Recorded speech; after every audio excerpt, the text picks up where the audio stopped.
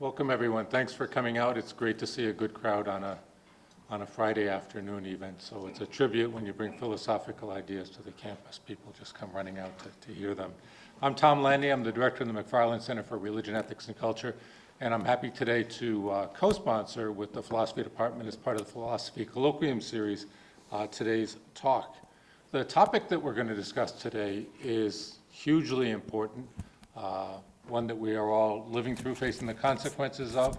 I don't know if I were your age, what I would think or make of some of the kinds of discourse that go on today, or sort of, you can feel, it's easy to feel sort of frozen in the headlamps with it, but it's unusual in my own lifetime too, and it's something I think that we have to think about. Our country has become remarkably polarized, and often over topics that would seem, at least on the surface of it, to be nonpartisan. So we're polarized in ways that can often puzzle me. So we have, I think, genuine reason to worry about fragmentation in our society, political institutions, the decline of trust, retreat into echo chambers, and the long-term health of our country.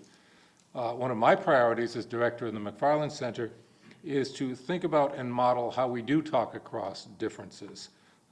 It's important for us to use all the intellectual resources that we have available to us to think through those questions. Professor Karsten Stueber is here today to help turn a philosophical eye, or maybe a philosophical psychological eye, to the questions about the divisions that we face. Karsten's an internationally known scholar, philosopher, known for his scholarship on empathy and its relationship to morality, whether indeed empathy is the foundation of morality. His books include an edited volume called Ethical Sentimentalism, New Perspectives, which was based or built out of a conference right here in Ream Library some years ago, and Rediscovering Empathy, Agency, Folk, and Psychology in the Human Sciences in 2010. His talk today is entitled Polarizing Disagreements, Philosophical and Psychological Considerations about a Political Conundrum. So thank you, Karsten. We'll switch places on the masks.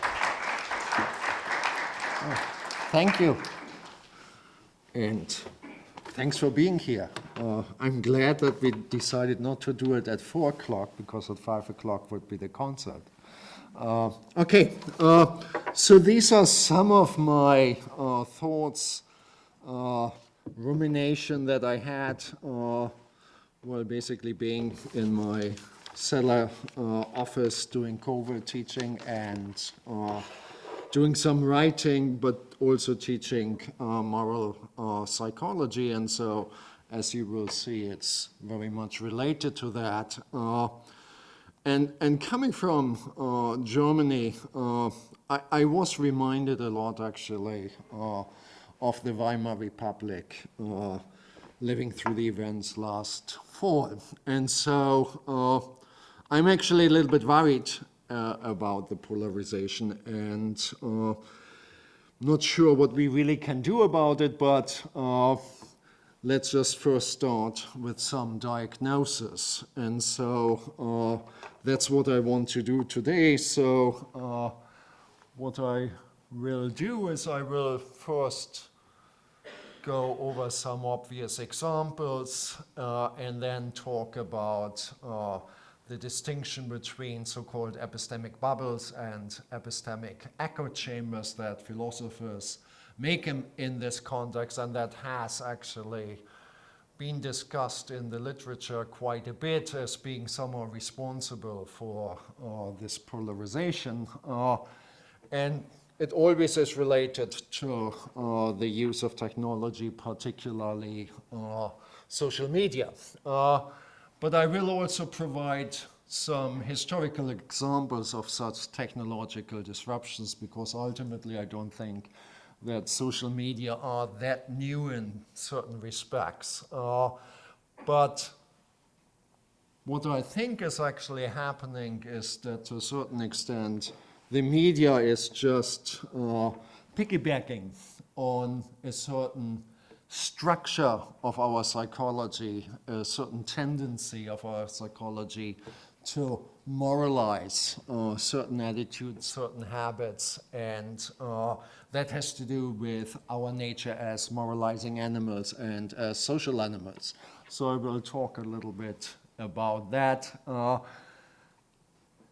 Moralizing is actually, as we will see, an important feature of allowing us to gain some social identity and allow us to learn within a cultural environment. So it has its benefits, but it also has its disadvantages. And for that very reason, we established certain institutions that are at the moment, however, undermined by these very features that we try to tame. So I end up with some remarks that I call between hope and despair, some concluding remarks, and let's see how we go from there, and let's have a nice discussion afterwards. So we talked about the mask. I'm very happy that I don't have to wear a mask and look somehow normal. But if you look at this nice cartoon here, you obviously have kind of the polarization right in front of you, and both sides attacking each other. And somehow we obviously feel what's the big deal about wearing a mask, and this guy should just get over himself in this respect. But I think if you reflect on that for a moment, I think what's going on here is what ethnomethodologists would call a breaching experiment. That is, ethnomethodologists, anthropologists ran some experiments to figure out the implicit norms that we implicit follow. And what they did, for example, they asked people to come to the dinner table and asked them, or asked particular people, do not talk at all. Don't dare to talk. Or they asked people to go into a subway station and just stare at people and see what happens. And in those kind of contexts, people actually got kind of upset. And that was interpreted as basically suggesting that these domains are normatively structured, but that we are not always aware of the norms that we are following. And in some sense, I think the same thing happens insofar as the practice of mask wearing is concerned. What we start realizing is that the face is actually a normatively structured domain. And we weren't really aware of that in some sense. It was natural to us to not wear a mask, at least within our culture. And so once we are in some sense forced to wear the mask, we start realizing there are norms that govern that particularly realm. And now the question becomes, what kind of attitude do I take towards those norms that basically guide or determine how I show my face? Should I think of them as conventional norm? Should I think of them as norms that are really, really important to my own identity? And if I make the decision that those norms, in some sense, are really important to my identity, then I would say, or we could talk about in that case, I moralize those kind of norms. I take a stance that they are important for my identity, for my freedom, and that I, in some sense, I have to defend these norms, come what may. It's my duty to do these kind of things. So, and there's some interesting research going on where particularly Skitka talks about moralizing in the political domain. And I think what she rightly says is, if we take a moralizing stance towards these issues, we tend to be more likely close to compromise, and we become politically engaged in defending our stance. We show a higher degree of intolerance. It defends a tendency to defend these beliefs violently, and it also leads us to support certain anti-democratic practices. And so here, this is a picture from the protest against mask and the corona restrictions in Michigan. And you can already see people are relatively upset because they take these moralizing attitudes. Now, what's important, I think for my purposes, is the fact that when I talk about moralizing, I'm talking about a stance towards my own attitudes, towards my own behavior, not necessarily attitudes towards other people, even though those moralizing attitudes or moralizing stances that I take towards certain beliefs, to certain attitudes, might also have certain repercussions of how I view other people.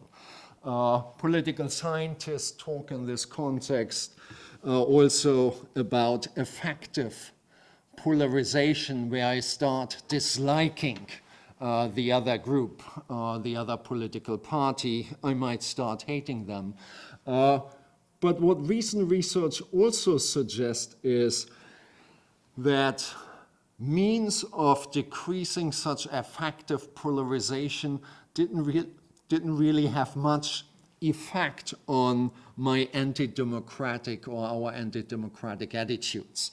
So this affective polarization seems to be a symptom of an underlying cause, and I would suggest it has to do with these moralizing attitudes that I talk about, and that I will try to explain where they come from, why they are important. So the result of all of this, insofar as the vaccine is obviously concerned, we have a real political divide insofar as vaccination is concerned, insofar as the death rate is concerned. For example, in red states, the death rate at the moment of COVID is 47 per 100,000. It's about 10 per 100,000 in blue states. Looked at it from the outside, I think it looks pretty bad to other people. If I talk to my friends in Germany or in Italy, they're always wondering what's really going on. America had actually the vaccine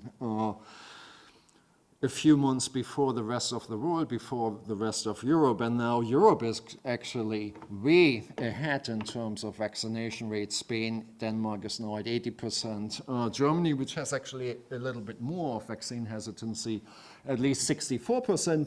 And so I think actually we have to solve that problem because it actually reduces a lot of soft power that America has in the world, and I think that's important. Now, what struck me here, insofar as Dr. Fauci is concerned, and that's why I have his picture up, in an interview in the news program on Sunday morning show, Face the Nation, he was asked by John Dickerson about these differences in vaccination rate, and he said, look, it's quite clear it's a problem for the unvaccinated. 94%, 96% of people in the hospital are unvaccinated. And so you really should get vaccinated. The question that John Dickerson asked at that point was, but Dr. Fauci, don't you think that the people whom you are talking to and trying to persuade by evidence receive what you are saying as you think that they are stupid? And Dr. Fauci's response was, you have a point, John, implying that, yes, that's probably how they will receive or interpret what I'm saying. And yes, maybe they're not as smart as I would like them to be. But we are at a stage where it's really troubling that we don't trust our experts any longer, and it doesn't bode well for the real problems that we are facing as a nation. Just think about climate change. So we really have to get a grip on that problem, I think. Now, one term that's always used in this context in order to explain what's going on are these formation of these echo chambers. And the distinction that I like goes back to an article by 2020 by Nguyen, who distinguishes between so-called epistemic bubbles and echo chambers. Now, epistemic bubbles basically are groups of people, associations, that create a certain kind of epistemic structures where you have a tendency to listen only to one viewpoint. But in some sense, you exclude other viewpoints, other evidence. But it's not necessarily that you never will listen to this evidence. If somebody brings it up, you will listen to it somehow, you will respond to it. But as a matter of fact, you are in the habit of not doing that. Echo chambers are a little bit more stringent social structures in the sense that we make a distinction between in-group and out-group and don't really trust members of the out-group at all. That is, we amplify our in-group members' epistemic credentials, and Nguyen also thinks that echo chambers are characterized by a general agreement on a core set of beliefs that in some sense is prerequisite for membership. So those kind of echo chambers are almost like some form of religions. They have certain kind of beliefs. Beliefs, for example, that the election was stolen. Now, when you look at the literature, when you look at social scientific literature, you always need to be very, very careful of how social scientists define their terms. Because there's a tendency in social scientific research, and I know that from the empathy literature, to make a lot of distinctions, and not every author uses the terms in the same manner. And so you have to make sure that you understand exactly how these central terms are defined. And the way Nguyen uses the term echo chamber is probably on the more stringent side. Other members, other proponents of talking about echo chambers tend to think about echo chambers more in terms of these epistemic bubbles. That is, they repeat and reinforce accepted view of a group that is somewhat in an enclosed space, and the judgment of opinion leaders are amplified. But notice that this does not necessarily mean that we never ever will listen to other people. And Lecky, who actually criticizes Nguyen on his terminology, suggests that echo chamber in this more loosened sense might not be such a bad thing, because there are differesses between epistemic bubbles, and some epistemic bubbles are actually quite good. Think about you're in a Facebook group consisting out of epidemiologists. That seems to be a good company to have at this very moment, and you get very good information. So it doesn't seem as if all epistemic bubbles are created equal or are equally bad. So some echo chambers seem to be quite good. But you still might want to say, but what about lack of diversity of opinion? Isn't that bad? No, it depends how good the opinions are that you get. Nevertheless, from a political point of view, I think epistemic bubbles still have a tendency to develop into these more stringent echo chambers, because in some sense, in not being exposed to opposing viewpoint, it decreases to a certain extent your epistemic humility, it increases epistemic self-righteousness, and it might lead to objectionable and counterproductive virtue signaling. So, and because of this, epistemic bubbles could change into these echo chambers that are characterized by what I want to call a certain kind of stochastic moralism. That is, you adopt a certain viewpoint that vaccines are unsafe, for example, and you have a moralistic attitude towards it, that is, you defend it with all cost, and you are prone not to listen to evidence that counts against it.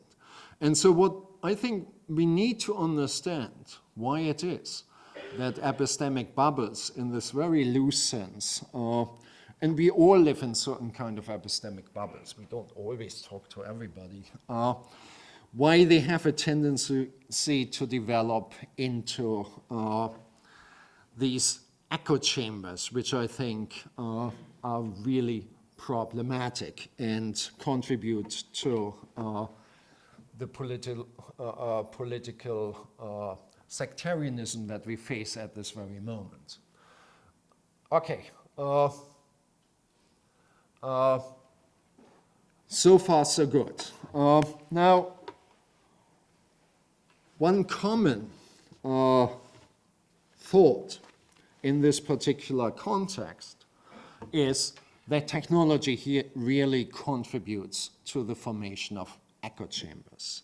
And I think that's right to a certain extent. And that could be described as a certain dialectic of the Enlightenment in the contemporary world. That is, we made certain kind of technological advances, the internet, social media, which are made possible through the establishment of Enlightenment institutions, which now undermine the web of normative expectations put in place in order to regulate the moral corruption of our sentiments that form the foundation of the social cohesion of any human group, and most importantly, that allow a proper epistemic and scientific engagement with our beliefs. That is, what I think the Enlightenment was very good at is to recognize that our natural cognitive abilities, our natural emotional abilities,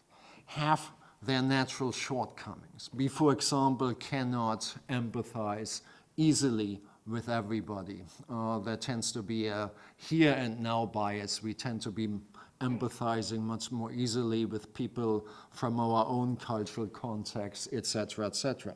And something very similar happens insofar as the formation of our scientific beliefs is concerned, based on evidence. That is, if you meet a person of a certain type, let's say you meet a German, and the German is very mean to you, obviously not your German professor in your classes, and the next day you have to leave your kid under the observation because you have to run an errand or something, and you have a choice between a German and somebody whom you never know. Now, I'm sure that you never will give your child to the German. Now, that is not a very good inference because you assume that all Germans are of a certain kind. And you draw these inference very quickly. Now, what we did in order to avoid those shortcomings of our natural inferential tendency is to adopt certain kind of methods, a certain kind of discipline. We, for example, say, let's not accept a certain kind of axiom until we go through certain trials, and then we have certain scientists look at it, etc., etc., etc. So we discipline those kind of tendencies, fallacies that we run into if we just let our natural capacities run wild.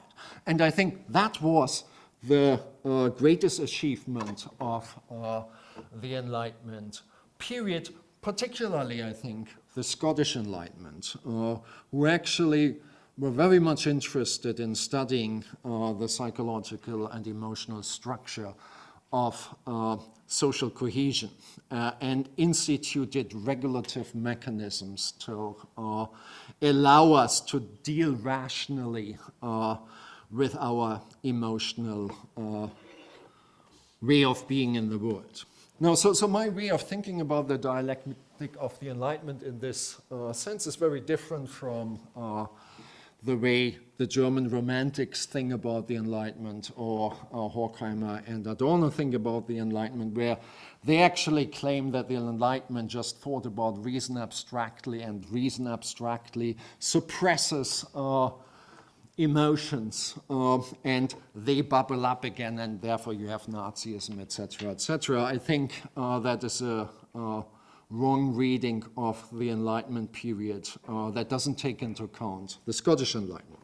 But nevertheless, what we see at the very moment is that the institutions that we need to rationally organize society and democratically organize society are undermined because the restraints that we put in place to be able to rationally organize our lives are weakened. Now, and they are weakened not only by technology, but also by other factors. I will go through that. But what we also should keep in mind is that this is not really a new phenomenon. That is, technology always was able to do exactly that. So I give you a few examples, a brief history of technologically enhanced and emotionally driven social disruptions. As the first one, I just want to mention the Reformation and the religious fervor in the 16th century. The invention here was the printing press with publication and reading of pamphlets in the national language.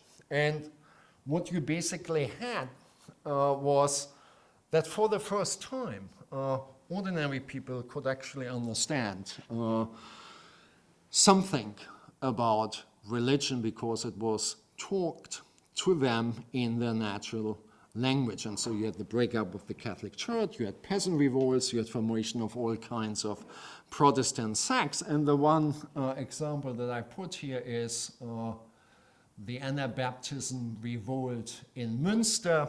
So the Anabaptists, that is, Baptists who thought that you under no circumstances should baptize children, but that only adults are allowed to be baptized, they took over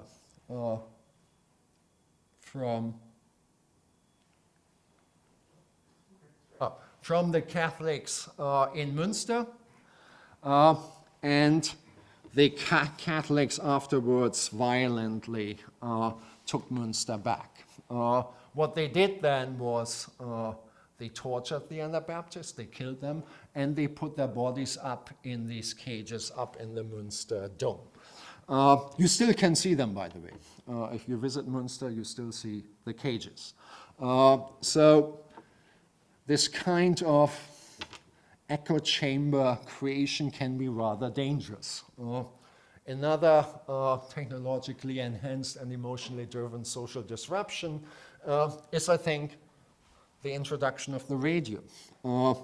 Here you have, I don't know whether you know the story, Orson Welles reading from his novel, The Wars of the Worlds. People really started thinking that Martians would attack or are attacking at that moment. In the calmer mode, you obviously have the fireside chats of FDR, right-wing talk radio, and this is a propaganda picture from the Nazis, which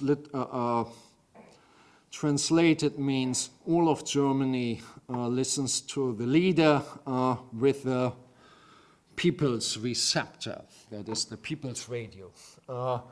Not only did the Nazis build the people's car and had the people's refrigerator, but they also had the people's radio because they knew that bringing the voice of the leader home would be very beneficial for them. Indeed, the right seems to understand the disruptive features of new technology much better than the left, unfortunately, to a certain extreme. We would it would be interesting actually to talk about why the introduction of TV didn't have the same kind of disruptive feature. But here obviously then we have Facebook, and the idea is that Facebook provides you with a certain intensity of emotional engagement through multimodal sensory processing. Now what is important to me is that I think Facebook closely mirrored some of the central aspects of the structure of real social encounters, allowing for the creation of in-groups. And so what I want to do next is to kind of provide you with a kind of philosophical, psychological understanding what goes on when we form certain in-groups, how moralizing to a certain extent takes place. Okay, so I switch now to a reflection on the psychology of agency in order to make that case. Let's start to look at the perspective of the individual agent. What are individual rational agents? Now, one way to think about individual human agency is that in contrast to other animals, we have certain kind of reflective capacities. That makes us rational agents, that makes us responsible persons, responsible for our agencies. And that means that we have the capacity to detach ourselves from our urgent motivations that want to make us do certain things. And we can ask questions such as, what desire do I really want to act on? Which desire should really be my will? Should I really act on my desire to smoke, or should I act on my desire to live a long life?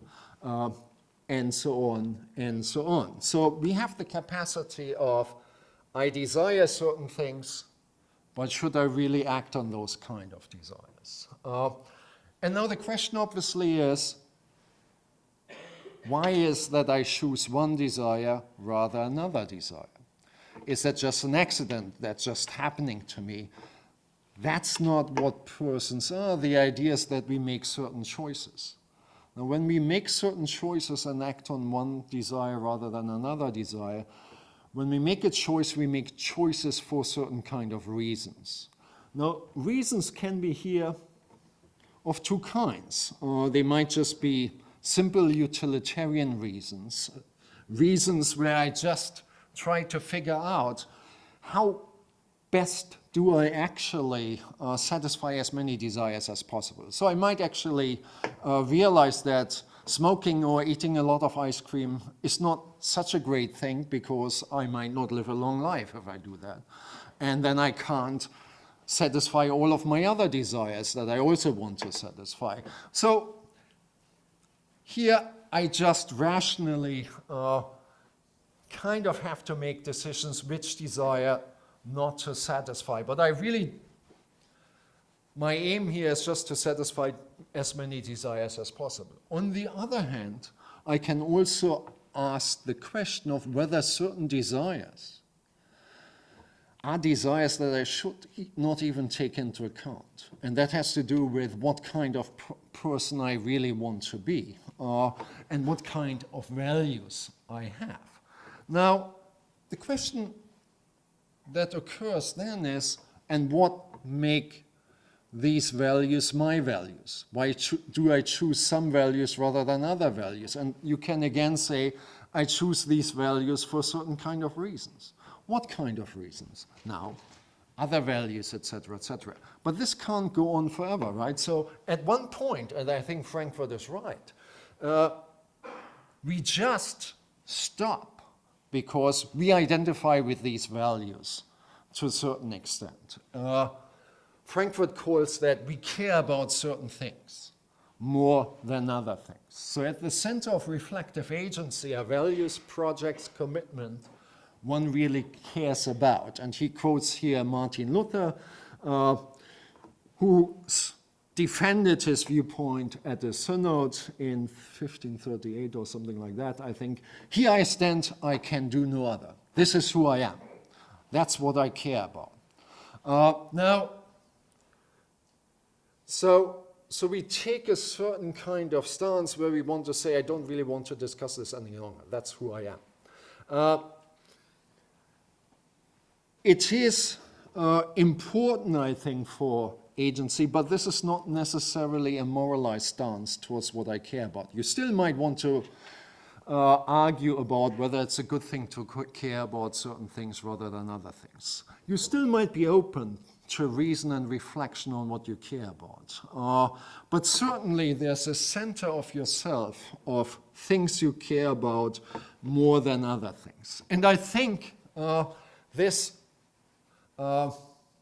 allows us to understand why it is that certain of our attitudes are attitudes which we do not want to discuss any longer. Now, what we also need, though, to understand is what we care about doesn't just happen in isolation. Insofar as we are reflective agents that care about certain things, we do that within a social context. We are agents that actually enjoy being with other people. And in particular, we enjoy empathizing with other people. As human Smiths say, the minds of men are mirrored to one another, and our resonating with the emotions of other people, feeling sad when they feel sad, feeling happy when they feel happy, recognizing that they feel happy, is something that we value and is something that we enjoy. And actually, I think Smith is very right when he says, we actually regulate our own emotion in light of what other people can empathize with. If you feel too much grief, that somebody says, oh, that seems to be a little bit out of control, the sadness that you feel, we start kind of regulating ourselves. So this kind of mutual empathic uptake and living together, resonating with each other, makes us the agents that we are to a certain extent. Without it, humans, I said, shrivel like flowers without water. And you might just think here about, if you're a psychology major, you might have heard about the stale face experiment, right? They did that with little infants. The mom was engaged with this interaction, conversation of showing certain kind of emotions, facial expression, laughing with each other. And then the mother was basically told, stop that now. Just show a very neutral face. And what happens is that the child, the infant, wants to re-engage the mother. And the mother still is asked, be completely neutral. The child becomes really, really upset with that kind of situation, which basically shows that without proper uptake, we would really, if you can imagine if that would happen to a child all the time, it probably wouldn't be developing as a reflective normal agent. Okay, Adam Smith makes a little bit more out of that, and I think correctly so. He wants to suggest that in this mutual uptake, in some sense, we also learn to evaluate ourselves and each other, because the mirror that we are provided by the uptake is the only way that we start recognizing whether some of our sentiments are good, are bad, are proper, or improper. And without being in a society, we would actually not have the ability to make normative kind of distinctions about ourselves or about other people. Because, as Smith suggests, approval of another person's sentiments, sentiments here understood in a very broad sense, emotion, thoughts, beliefs, etc., etc. The idea is for Smith that I approve of your sentiments if and only if I would feel like you in a certain kind of situation. So just say somebody is angry because somebody stepped on his foot. Now, in some sense, we all would understand that because we would feel in the same manner. And if we observe a situation and we recognize that the person just stumbled and the person is still angry, we now can't imagine ourselves being in that situation and being angry. We disapprove of that anger. And those are the kind of interactions Smith suggests in which normativity, social normativity emerges. I actually start realizing how you react. I start having certain expectations of how you will react. And I will use these same kind of expectation to react to other people. So we start sanctioning our behavior in a kind of social context. Okay, that creates social kind of normativity. Moral normativity, I think, is a special kind of social normativity, is a special kind that has a certain kind of exalted status. We think that certain norms are valid independent of social authority. For example, we think that you shouldn't hit another person even if the teacher allows you to hit another person. We still think that's wrong. We are emotionally very strongly attuned to them because we see them tied to our identity as members of a particular group, and we feel obliged to uphold those norms. But on the natural level, I would want to suggest those attitudes towards certain kind of norm are still bound by the in-group. They are bound by a certain kind of in-group bias. We strongly distinguish between in-group and out-group. So in taking this moralizing attitude towards certain norm, we are not necessarily treating each other as belonging to one moral community, because we would still make distinctions between members of the out-group. We have different expectations from members of the out-group, and we actually behave differently towards out-group members. Okay, so from a kind of evolutionary perspective, I'm actually very fond of Jonathan Haidt's moral foundation theory, because I think it describes the dimensions within which moralizing takes place. So we moralize about care and harm, fairness and cheating, loyalty and betrayal, authority subversion, sanctity and degradation. So think about honest killing, for example. Honest killing is something that is done because people think that somehow the honor of the family has been violated and has to be restored. Now, I assume they still love their children, even if they have to kill them, even if they feel the need to kill them. But it is based on defending the group to a certain extent. But one feels very strongly about it. One feels so strongly about it that one defends it violently and rigorously.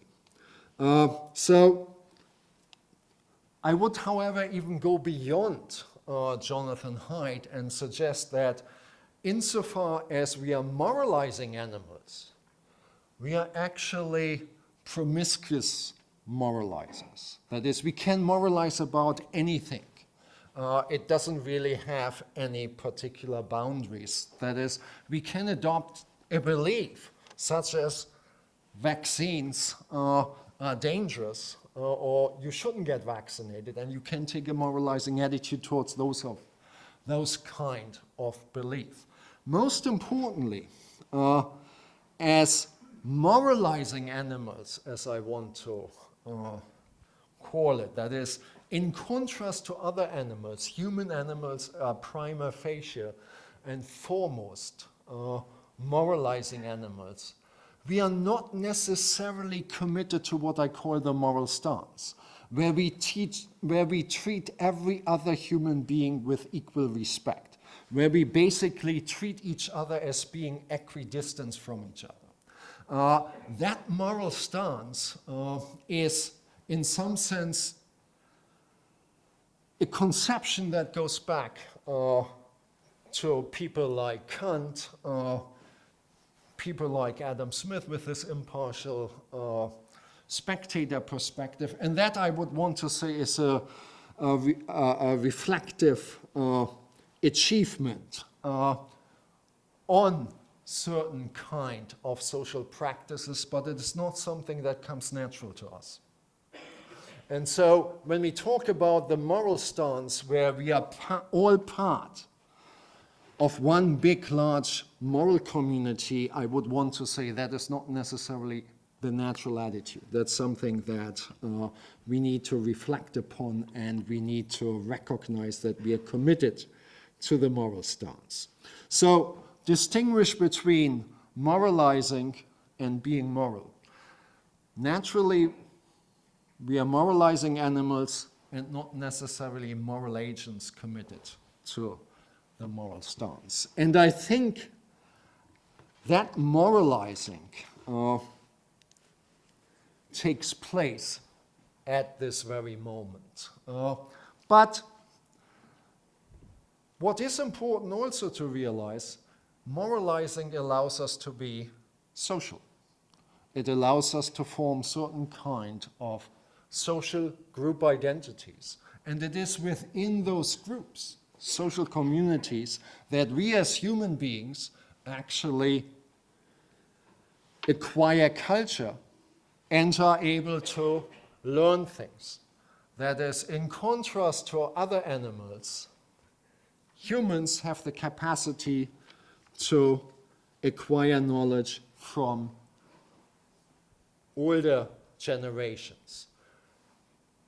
That is very important to us humans, and it happens normally through imitation and emulation. And you only imitate and emulate people from your own group because you can trust those people, because they have certain beliefs, they have the same habits. So you actually have a way of tracking people whom you can trust, and in the context of which learning takes place. Now, there are two specific biases that are at play in this particular context. That is the conformity bias. We tend to conform to people around us and adopt their habits. But we also think that we have to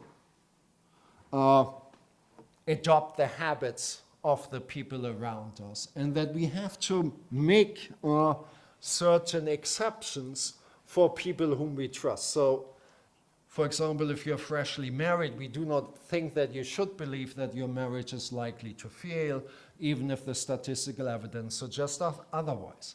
We also think that a person should believe his friends in denying certain acts, even if an impartial spectator should believe otherwise. So we are very bound by our group insofar as we learn from them and pick up certain habits from them. The second bias that is very important is the prestige bias. That is, we pick up habits and learn from people who have a certain prestige in society.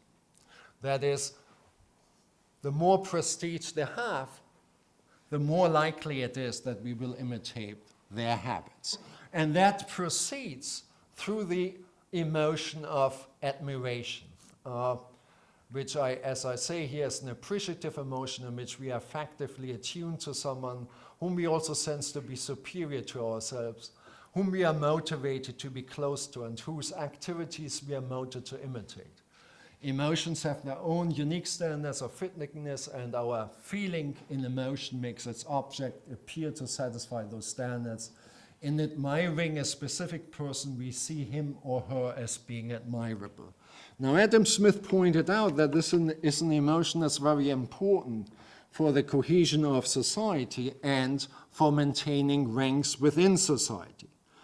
But he also pointed out that admiration might lead to what he called the corruption of our moral sentiments. That is, it's very good from a moral point of view if the person whom you admire is truly admirable in a moral sense. And yet, and that's the picture from the 2016 campaign, Donald Trump among his admirers. And what you see here is that people really enjoy Donald Trump's enjoyment of himself. Donald Trump enjoying that people enjoy admiring him. And there's this kind of circle that already Hume talked about when he talked about the minds of men being the mirrors of each other. But that kind of admiration, if you think about it, can subvert your normal epistemic procedure of adopting certain kind of beliefs. You just adopt certain beliefs because the person whom you admire has those kind of beliefs. You can just think here about Donald Trump telling them something about the election and everybody reflecting on that and resonating with that, and that creates a certain kind of in-group, and that belief becomes the central belief for that group, becomes part of that identity, and at that time it has a certain kind of moralized status. And that's very difficult to break.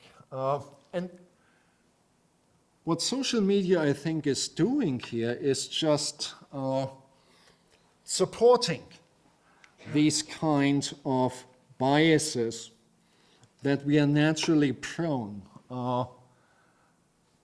to be determined by. So Facebook and Twitter have great impact, I say, since they exploit and resonate with the deep structure of human psychology. If you think about liking, certainly that's something like empathic uptake that we all enjoy. It creates a certain kind of conformity. There's certain influencers within social media, so there's a certain kind of prestige bias that is really unregulated by any kind of restraints. And so I think about that as revitalizing our inner hunter-gatherer nature freed from the epistemic restraint of the Enlightenment culture. So in some sense, it's not only social media, right? That's just one part of it. Then you also have a certain kind of political class which has a certain prestige, basically amplifying that. And you have a certain kind of conformity in the group that people interact with, insofar as we are now all isolated in red states and blue states, right? So at the moment, it seems to me, the problem that we are facing is, in some sense, there doesn't seem to be any escape from these kind of groups, because there's conformity, there's prestige. And it used to be that at least the political class was speaking in one voice. If at least the political class would speak in one voice, then we would actually have one way in which certain aspects of our nature is checked. Okay, so let me come to the end. So what do we do about that? Now, some people say that maybe we should empathize more with the other group. I think we tried doing that. I'm not sure we can do that any further. It's not clear to me how you empathize with the vaccine denier at the moment. And it might take a long time. Just don't do Facebook and Twitter. I think that's very good advice, but it's also unrealistic. But maybe have some regulation. YouTube, for example, disallowed posts from vaccine deniers at the moment, so maybe we need some regulations here. Reality might bite after all, insofar as vaccines is concerned.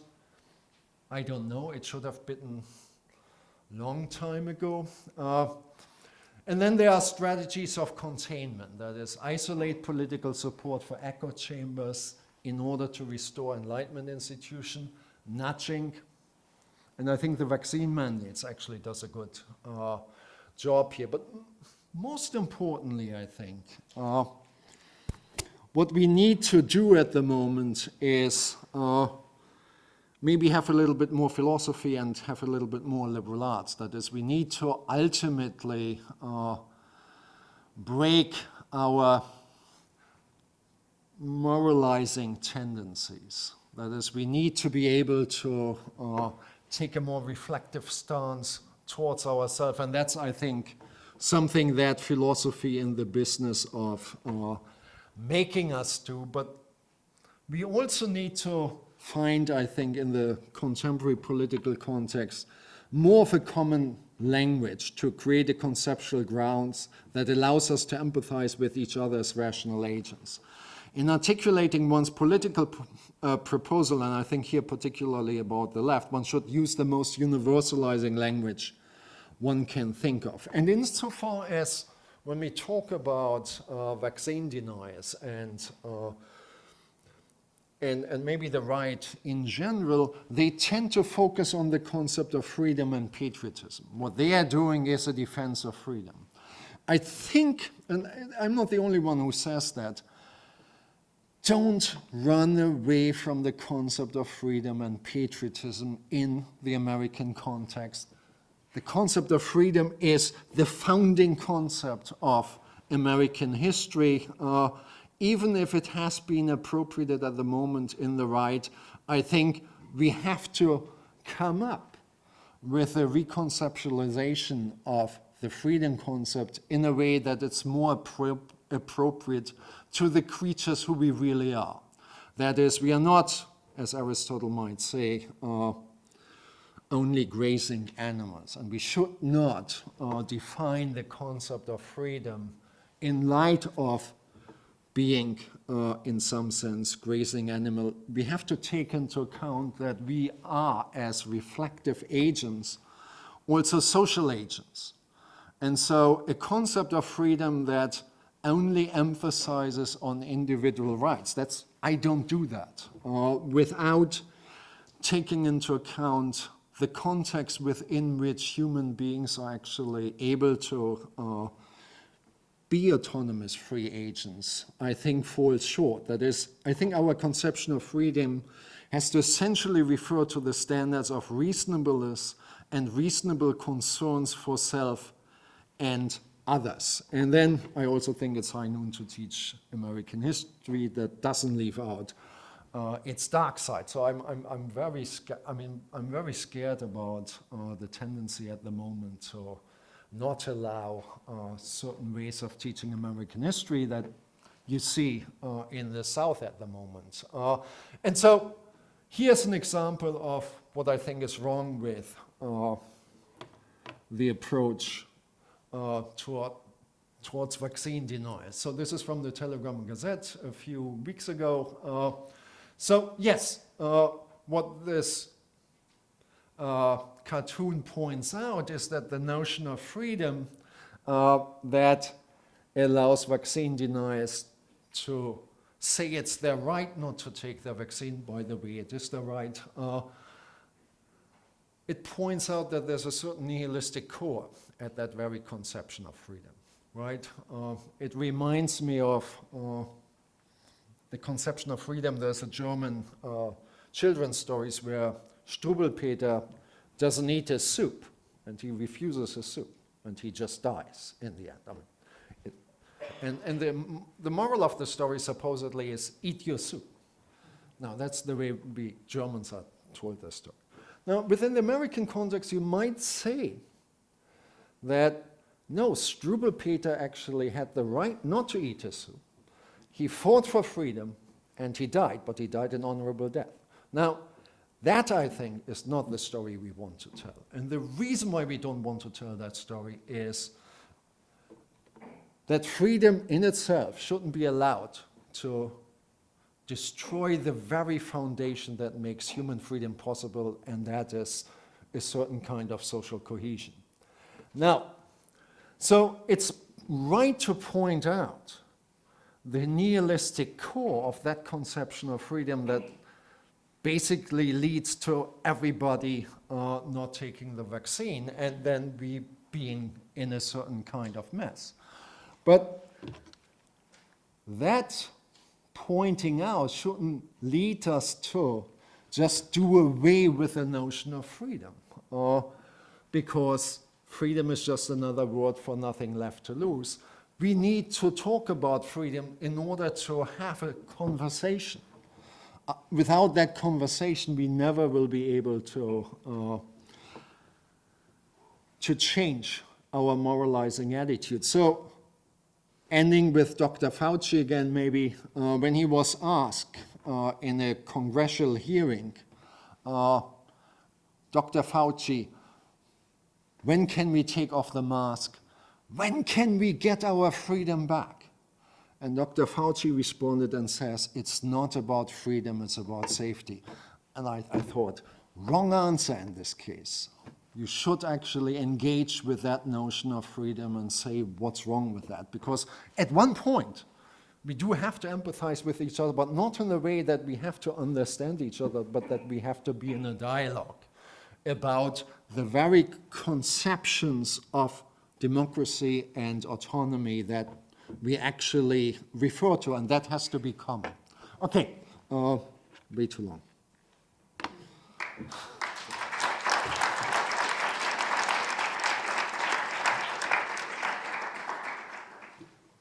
Do I take questions? All right, thanks, Karsten. Why is it that you think that technology and social media is the cause? It's a contributing cause, yeah. Now, why is this not a problem as old as the ancient Greeks, where the sophists, right, are rejecting that the basis for truth, that there is an objective truth. And as a result of that, right, it's anything goes and anything you can persuade other people to believe in. And here, it's all a matter of persuasion. Now, you think that we could rescue, right, the non-believers, the anti-vaxxers, by giving them a more liberal, right, arts education, right? And the fact is that Trump has supporters who are quite intelligent. They write that more college students were supporting him in this past round of elections. So I don't think that it's a matter of reasonableness, right, or concern for others, because folks who are anti-vaccine are concerned for other people that they not be guinea pigs, for instance. So it seems that your talk of freedom and leaving it at this level of discourse is not going to solve. No, so I mean, yeah, thanks. I mean, at one point, yeah, I mean, I think you have to have vaccine mandates. You have to have the nudging too. That is, make them take the vaccine, and actually, it seems to work in states at least where they have the vaccine mandates. In other states, they don't have the vaccine mandate. But I do think the right actually is always very good in branding and framing certain issues in terms of the cultural war. The left is very bad in responding to that. So when they actually branded critical race theory, they did that within within 2 months. Within 2 months, basically, a lot of people thought that's really, really bad, and that we now need to ban critical race theory and basically teaching of slavery in American history in various states, right? They were able to do that very quickly. Now, I'm actually, insofar as the vaccine mandate is concerned, as a matter of fact, in terms of evidence, a population that's not very highly vaccinated is a population that has a high rate of hospitalization, right? So as a matter of fact, you actually do harm, right? Now, you have the right not to take the vaccine, and I think you do have the right in some sense to decide on medical treatment. I don't want to rule that out. But a right normally corresponds to a duty on other people. If I have a right, then you have a duty to respect my rights. And I have the duty that you can't, that I won't hold you down and force you to take the vaccine. That's your right. But the Supreme Court's decision of 1905 is quite clear. I don't have a duty to endanger my own life, nor does society have the duty to basically be under an existential threat because a few people don't take their vaccine. So we do have a right to avoid the consequences of you not taking the vaccine. So we have a right to disassociate ourselves from you if you don't take the vaccine. Now, you have the right, your right is untouched in some sense. So the question is how we frame the issue. Now, I thought actually, I had to do military service when I was 18. We had a choice to do military service or social service. If you did social service, you had to declare yourself to be a conscientious objector. You had to go, at that time still, you had to go in front of a panel and provide reasons for your argument. But you had the choice there, one way or the other, but the choice you had to make, and society expected you to do it. Now, we would have been laughed out of the room if we would have gone to our parents and told them that, look, you know what, freedom. You restrict my freedom and you can't do this to me. That's not what a draft is all about. A draft is there so that society is able to defend itself against certain dangers. And so I actually think if you reframe the issue of vaccine hesitancy as not doing your duty, as being basically a deserter. So if I would have refused to go one way or the other, I would have been declared a deserter. I think if you rephrase it that way, then it looks maybe not as good as the defense of freedom. You can defend your freedom, but what you are doing is you're deserting your country. I mean, I don't know where that would work. It's in some sense puzzling. But what is puzzling is particularly that the political elite in America doesn't speak with one voice. That's the real problem, and I don't understand that. No, so what I want to explain is why we don't follow evidence-based reasoning. We don't, I think what the insight of some of us do because we're educated in a certain way, but naturally to follow evidence-based reasoning means that you discipline your mind in a certain way, that you actually force yourself. No, but the scientific method is not a method that comes naturally to us. So evidence-based reasoning is actually reasoning that is already constrained from the impartial spectator perspective by scientific methodology, etc., etc. That holds our natural human capacities in check.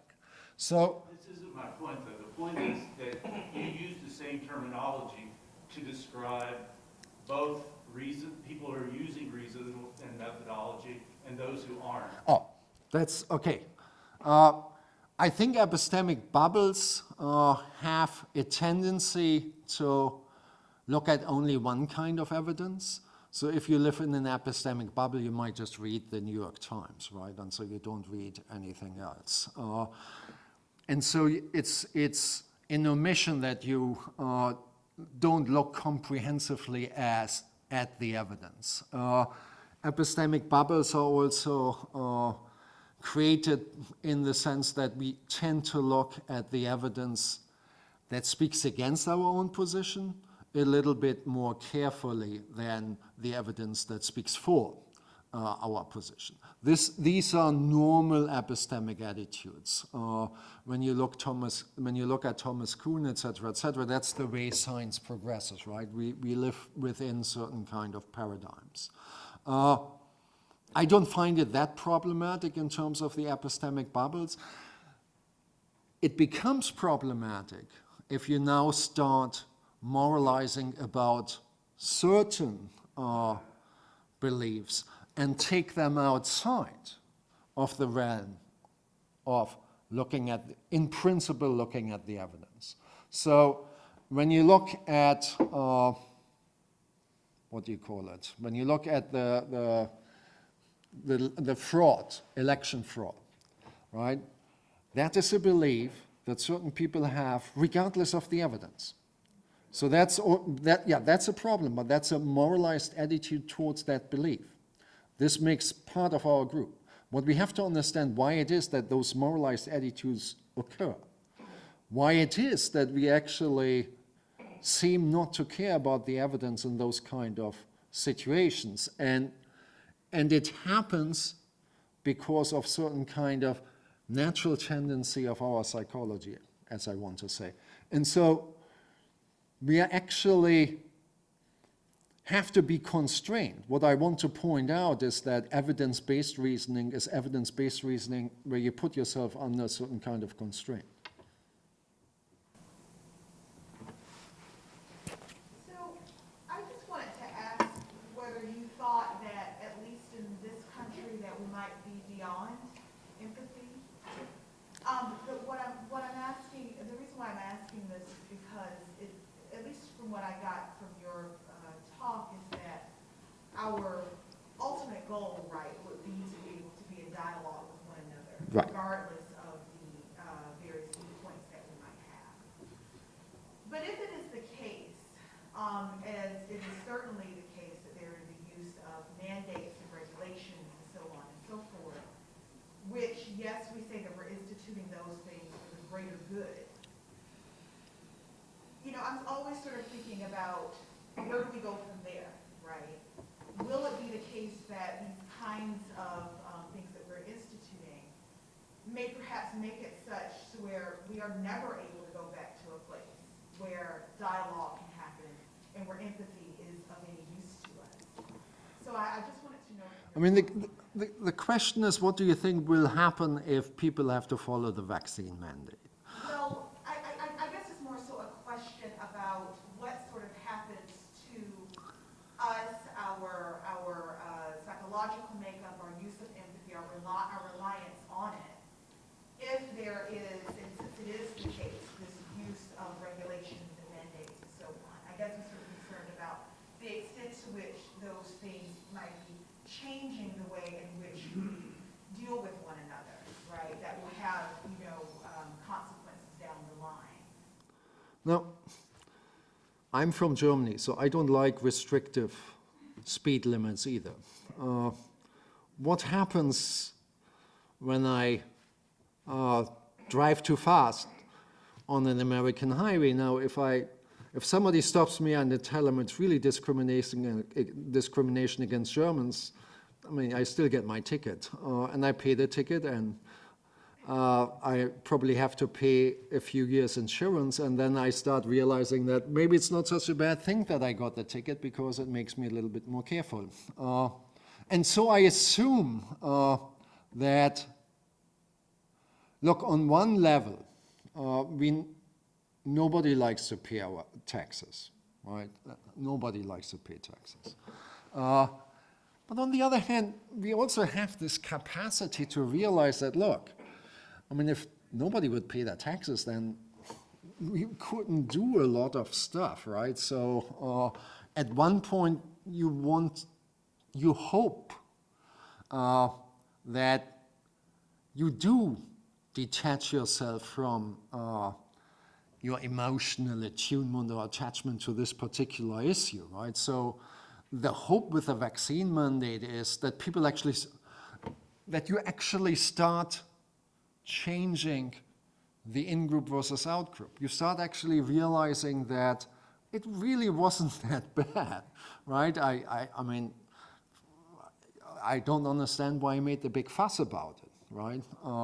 And we are all better off. I mean, that's the idea of the vaccine mandate, right? I mean, it's not so, I mean, it's providing you with an incentive to do the right thing.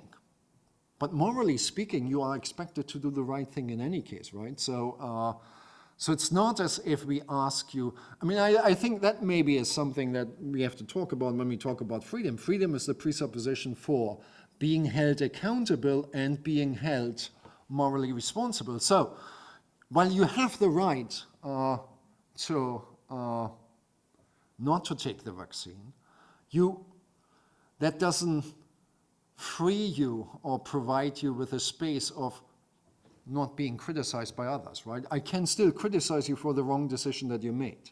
By the way, one does have to be careful about freedom, right? So the Supreme Court's decision about the vaccine in 1905 was that we can have a vaccine mandate, states can have a vaccine mandate because in light of the greater good. That same decision actually was later used, 1927 as far as I know, to justify forced sterilization of mentally disabled people. So I do actually recognize that we obviously want some freedom, but that we have to talk about reasonableness here, right? And that is an ongoing discussion. But it's so clear in this, I mean, it's so clear, and we had vaccine mandates so often. For God's sake, when we grew up, we were all scratched about smallpox, and it was a live vaccine. Polio was a live vaccine, so you could get all of these things. Everybody stood in line, got the vaccine. It's beyond me that we should have that debate. And that debate is actually a debate that is caused by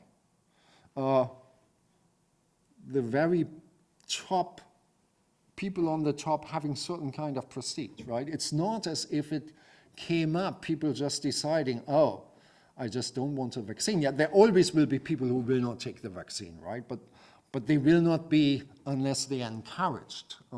They will just normally go with the flow, and that's the problem, it seems to me. I mean, so if I understand, one of the points of the paper that laments polarizing disagreements is that we educated people in the blue states should, while we're trying to get the stupid people in the red states who think at the level of hunter-gatherers, you brought that up, who think at the level of hunter-gatherers. we all do, we all do. Can I finish my question? That how we people in the blues, in other words, there's one side that's completely right and there's another side that's completely wrong. The question is, what kind of rhetoric should we have used to get those completely wrong people to do what we know is completely right? Is that the idea? I mean, in this case, yes. But, Larry, I just wanted to Larry, know. Larry, we are all moralizers, right? So the left has its own moralizing shortcomings, which I, at the moment, didn't talk about because it seems to me the vaccine is the easier one to talk about without ruffling any feathers, but in a blue state, right, where we live. But certainly we have, and that requires also some response. But the question here is, it seems to me the more urgent response now is really to get through this kind of vaccine problem, because it really leads to very anti-democratic attitudes. Democracy, by the way, this is the left, okay? You're going to have a very hard time, especially in the United States, maybe not in Germany, although even though probably in Germany, to try to define democracy in such a way. Democracy now, not liberalism, Right. democracy. You're going to have very hard to define it in such a way that this isn't a state-by-state issue. So if there are states that refuse the mandates, that is democracy. Yeah, no, that's, So but it's still, right. If you can, it's okay to be against democracy, that's fine, but that's what that means. I mean, the interesting question, though, is that's, I mean, clearly, I mean, the state has the right to either have a vaccine mandate or not to have a vaccine mandate.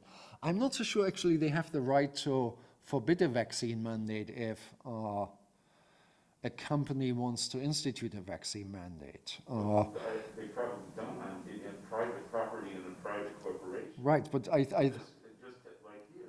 But it probably does mean that if Missouri decides there's not going to be a mandate, that there's no way it can be forced on the state. Oh, no, that's clearly true. Biden, though, could probably enforce a mandate for people flying in the airplane. Right, so, and federal workers and stuff. Yeah, no, I mean, it's just the wrong decision that Missouri makes. And we all kind of have to live with those consequences, right? Because they take up all the antibody medications, et cetera, et cetera, et cetera. The hospitals You invoke the harm principle. If right. you want to do that as a club, take them over the head with it. Do it.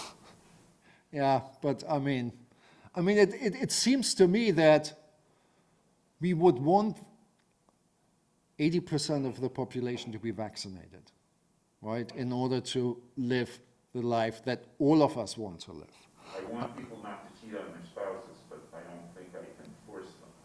No, you can't force them, but you might constrain their choices because their choices have certain consequences, and they are responsible for those consequences, and they're actually getting scot-free. I mean, you might, for example, say, and I just talked to somebody who I'm sure voted for Trump in my son's schools, and even he suggested maybe we should actually let these people pay for the medical treatment.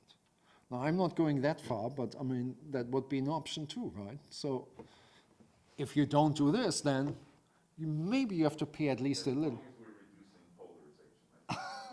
Let's take one question from Devin. We'll leave behind the self-proclaimed hunter-gatherer. Well, so we've been talking about this containment solution, but I want to go back to the sort of increasing reflectiveness solution, which May and I think some other people mentioned, which if I'm understanding the rest of your talk correctly, it seems like that's not purely an epistemic solution either. That's also a sort of, has a moralizing component to it, because it seems to me one bigger message of what you're saying is that the epistemic part and like the moralizing trust part can't really be separated, right? How do I deal with the epistemic echo chamber problem, or make sure that my echo chamber is well constructed, right? It's because of some sort of disciplining of the moral instinct. So I guess I just kind of wanted to make sure I'm understanding those pieces correctly. And sometimes we say, oh, I just wish these people would listen to the evidence, right? It's a big discussion in the science communication thing. But they have their own evidence, right? Like sometimes someone might say, oh, I think the election is stolen because Trump said so. But most of the time they're going to say, I think it's stolen because I read this piece over here where this person had this video where they were watching this thing happen, right? There's people in all of these sides appeal to evidence. It's just kind of like, how do they discipline their evidence gathering? So I guess I'm just saying, it seems like you can't separate the moral and the epistemic, and I wonder what you No, you can't. I mean, adopting the scientific stance, adopting a more moral stance is it's a practical decision that you make. Right. So I mean, but it is. The idea is that it's a decision that suggests that we don't want to be. We should be open for at least piecemeal discussion of all of our beliefs if that comes up, and not and not basically take this kind of, this is just who I am. And so, right, yeah. But and it seems to me we had that kind of, and so we need to also, I mean, obviously not everybody can point to all the evidence, but I mean, you might as well have a trust of your scientific leaders, right? So, I mean, to restore the trust in somebody like Dr. Fauci, right? So not all the evidence, not all the people are of equal value, right? So insofar as vaccines are concerned, please listen to Dr. Fauci rather than somebody else, right? So I mean, and so that's an institutional problem, that there's a complete breakdown in trust, the normal process that is in some sense really shocking, and it's not really clear why that happens so quickly, but that it could happen so quickly, particularly in the last 4 years, I think has to do with our moralizing tendencies, that we just take that stance, right? And so the constraints that, and what it shows also in some sense, that a lot of American democracy depends on certain habits and norms and self-constraints, and that has just broken down. It's really, and I'm actually agreeing with Larry, that's probably not just a question of education. I mean, yeah, but I mean, how do you want to, I mean, we went through the Enlightenment, and now it seems we have to go through it again, and then it's just like. So maybe it's not just that we learn things, maybe we learn to trust people in certain ways, right? And that was the point. And not we need to teach people the scientific method. Well, how did they learn that? It's because they trust certain, anyway, I don't know, keep them. See if there are any student questions, otherwise we'll call it at that. Any students? All clear?